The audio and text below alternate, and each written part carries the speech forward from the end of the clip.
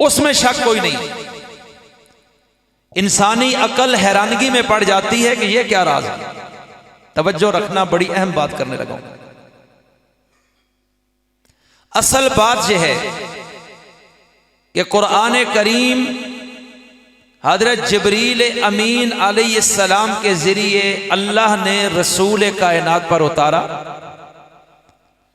और जब वो कलाम उतारा जा रहा था उस कुरान पर एतराज नहीं किया गया। तवज्जो, इसलिए कि यहां किताब के बारे में कहा जा रहा है कि इसमें शक नहीं, और जिब्रील जो दे रहा है वो किताब बमाने मकतूब नहीं बल्कि वो कलाम है जो पढ़ा जा रहा है। ठीक है, जरा तवज्जो रखेंगे तो आपका ज़ौक़ ताज़ा हो जाएगा इंशाअल्लाह। जिब्रील ने जो पढ़कर रसूल कायनात को सुनाया उस वक्त वो किताब नहीं, वो कलाम है। क्या है? ज़ालिकल कलाम नहीं कहा। तवज्जो, उस पर डाउट ही नहीं है कि अल्लाह ने जो जिब्रील को दिया, जिब्रील ने वही नबी को दिया, उस पर एतराज ही नहीं हुआ। और रसूल ने जो लिया वो कलाम है, और वही रसूल ने सहाबा को दिया। अभी भी वो किताब नहीं, वो कलाम है, वो पढ़ा जा रहा है, उसकी किरात हो रही है, उसकी तिलावत हो रही है। नबी पर कभी भी एतराज ना किया गया ना है कि अल्लाह ने जो दिया इन्होंने वो नहीं पहुंचाया। नबी के पहुंचाने में शक नहीं, जिब्रील के नबी तक उसी किताब को लाने में शक नहीं। लेकिन जब शक का इजहार नहीं किया गया इसलिए उसकी सफाई की जरूरत भी नहीं।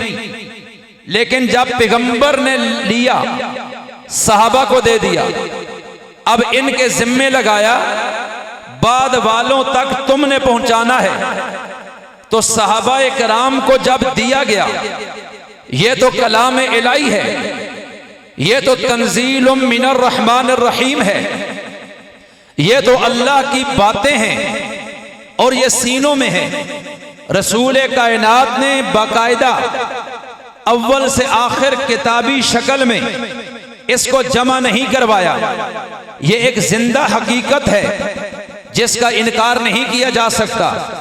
लेकिन नबी ने दिया पूरा है और सदरी तौर पर सीने में किताब है अलहम से वन्नास तक, लेकिन वो फिट है, वो लिखी नहीं गई है।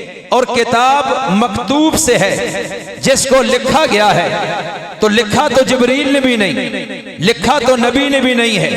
ला तखुत्तहु बियमीनिक इदल लरताबल मुबतिलून, आप तो दाएं हाथ से लिखना ही नहीं जानते वरना बातिल पर शक में मुब्तला कर देते दुनिया को कि इस पैगंबर ने खुद ही लिखा है और ये किताब बनाकर पेश कर रहा है। इसलिए ना इतराज जिब्रील पे हुआ, ना इतराज साहिब कुरान पे हुआ।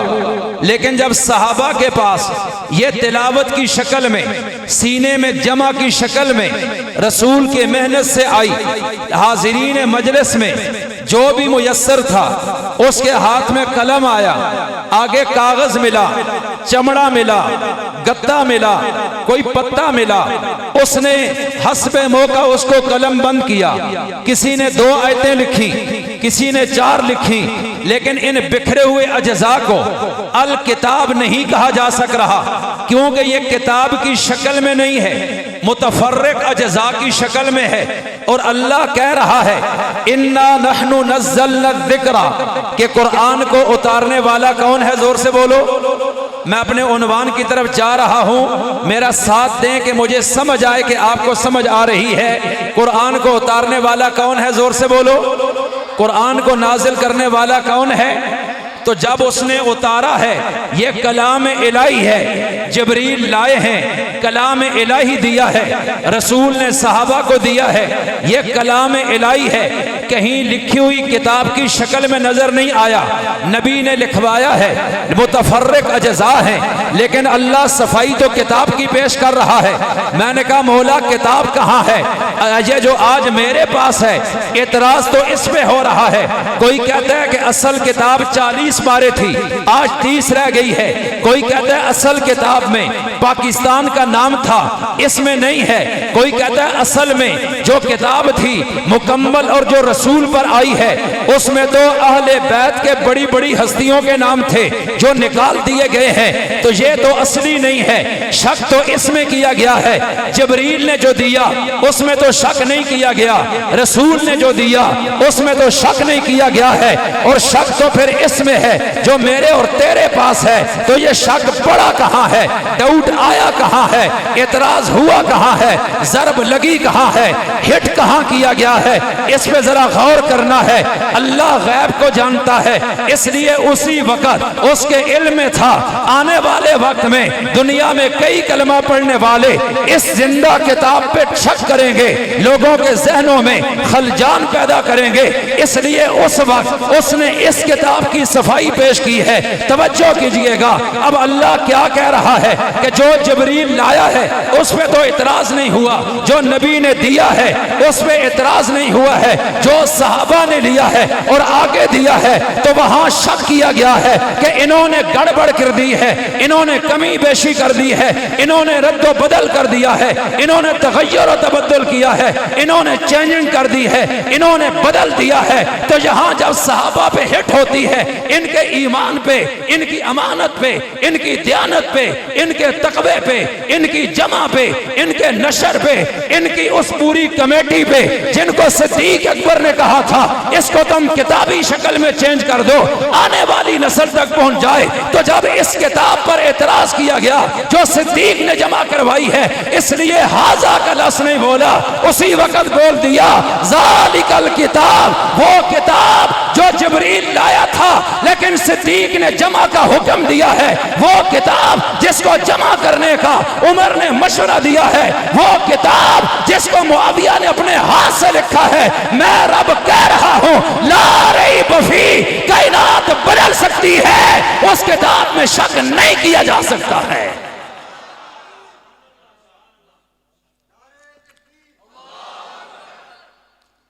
सही कह रहा हूं गलत कह रहा हूं? जोर से बोलो। जब यह किताब दिखाई दी गई, एतराज उस वक्त हुआ है और अल्लाह इस एतराज का जवाब उस दौर में दे रहा है। इस किताब में शक तब हो जब शक सिद्दीक अकबर के ईमान पे हो। इस किताब में शक तब होगा जब उमर के ईमान पे शक होगा। इस किताब में शक तब होगा जब उस्मान गनी की दयानत पे उंगली उठेगी। इस किताब में शक तब होगा जब अमीर मुआविया पे एतराज होगा। इस किताब पे शक तब होगा जब इब्ने मसूद पे उंगली उठेगी। इस एतराज किताब पे शक तब होगा जब हजरत हुज़ैफा को मशकूक किया जाएगा। इस किताब पे शक तब होगा जब सैयदुल कुर्रा उबय इब्न काब के ईमान पे डाका डाला जाएगा। इसलिए रब ज़ालिकल किताब कह के बता रहा है यह किताब भी ठीक है, किताब को जमा करने वाले भी ठीक हैं।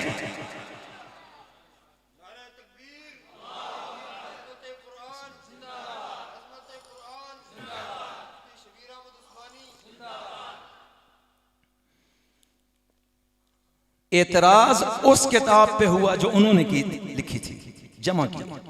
इसलिए ज़ालिका का बोल के उस बुनियाद पे जहां जरब लगी है उसको दुरुस्त कर दिया है। कहा जो तेरे पास है लिहाजा कह के इसकी सफाई की जरूरत नहीं, जब वहां से सफाई होगी ये खुद ही क्लियर हो जाएगी। तवज्जो कीजिएगा, अर्ज क्या करना चाहता हूं। मैंने कहा मौला इस किताब में शक किया गया है कि इसमें शक नहीं, और तुझे यह तसल्ली देना पड़ी, सफाई देना पड़ी। और पहली आयत में सूरह बकरा में तूने कहा इस किताब में शक नहीं है जो आज तेरे सीने में है, जो हाफिज तला ने हिफ्ज की है, जो मौलाना अब्दुल मन्नान ने पढ़ाई है। तवज्जो कीजिएगा, अर्ज क्या करने लगा हूं। तो मौला ये किताब है जिसको लिखा गया गया है, जिसको कलम बंद किया गया है, जिसको जमा किया गया है, जिसको नशर किया गया है, तो बताना जब उतारा तूने है तो फिर इन लोगों से ये काम तूने लिया तो क्या ये इनकी सियासी मसलहत थी? क्या इनके दिल में कोई और गरज थी जिस बुनियाद पर इन्होंने कुरान करीम को इस तरह किताबी शक्ल में जमा किया है? अल्लाह कहते हैं बात ये नहीं है, इस किताब को उतारा मैंने है और मैंने उसी वक्त कह दिया था कि इसको मैंने उतारा है। व इन्ना लहू लहाफिजून, और इसकी हिफाजत मैं खुद करूंगा। तो मौला इसकी हिफाजत का एक तरीका तो यह भी था कि तू आसमानों से लिखी हुई किताब लोगों के घरों की छतों पे उतार देता, फरिश्तों को कहता, वो हमारी झोलियों में ला कर डाल देते। क़यामत तक आने वाले पर एक एक इंसान को तेरी तरफ से लिखी हुई किताब मिल जाती। एक हिफाजत का यह भी तरीका था कि इंसान का कोई किसी तरफ से वास्ता ही पैदा ना हो, कि ना एतराज हो, ना सफाई का जो तुझे ऐलान करना पड़े। लेकिन तवज्जो कीजिएगा, अल्लाह कहते हैं मैं पर्दों में हूं, मैं आंखों से नजर नहीं आता। अरे तुम मुझे देख नहीं सकते हो।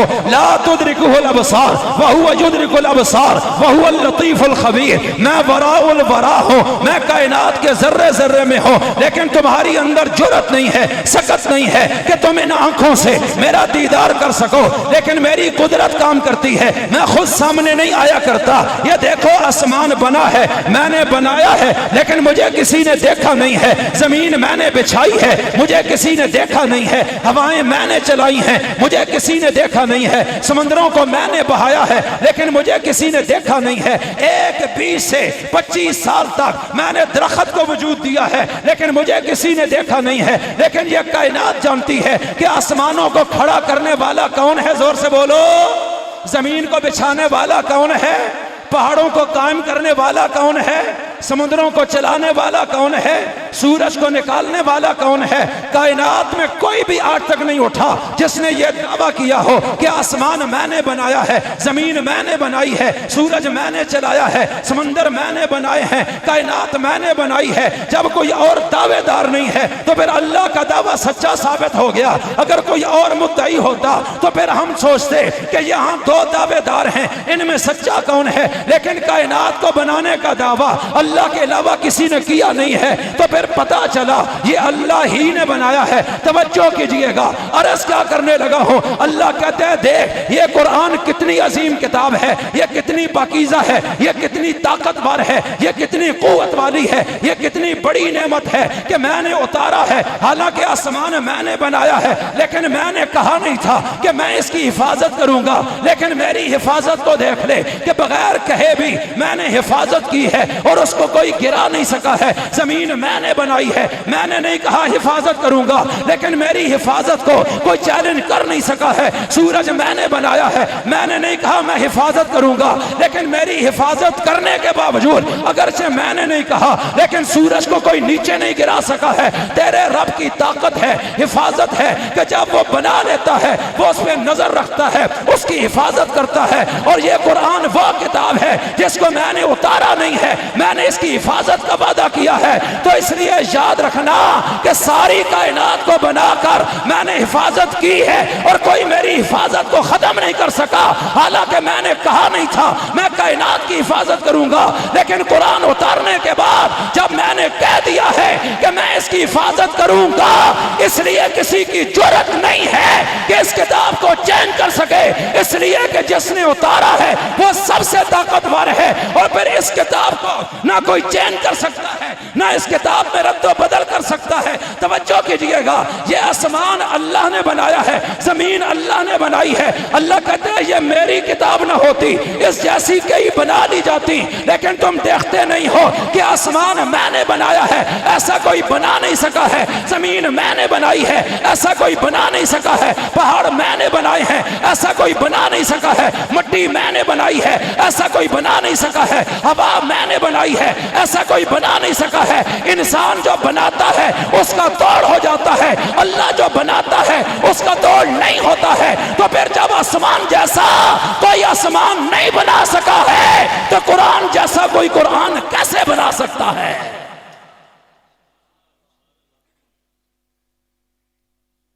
सिद्दीक, उमर, उस्मान अपनी तरफ से बनाते, घड़ते, चेंजिंग करते। मेरा ईमान है कि अल्लाह की बनाई हुई चीज को ना कोई तोड़ सकता है ना कोई चेंज कर सकता है।